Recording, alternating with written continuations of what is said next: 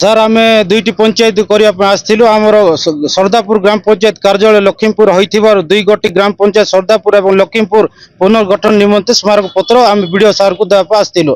बहुत नाना असुविधा सहित आम ग्राम पंचायत लोक मैंने रोचंती से दुईटी पंचायत हेले आम चिर उपकृत हबु।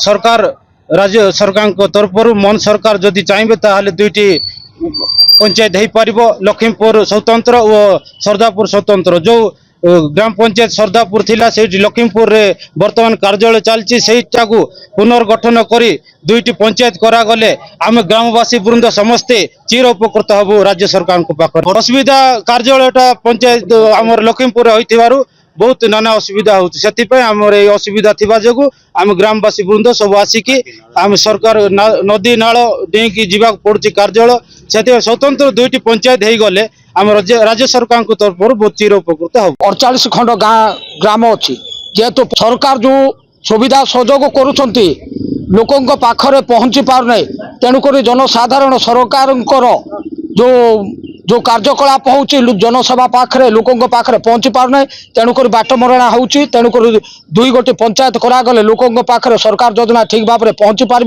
लोक मैंने ठीक समय सरकार बेनिफिट उपकृत हो पारे।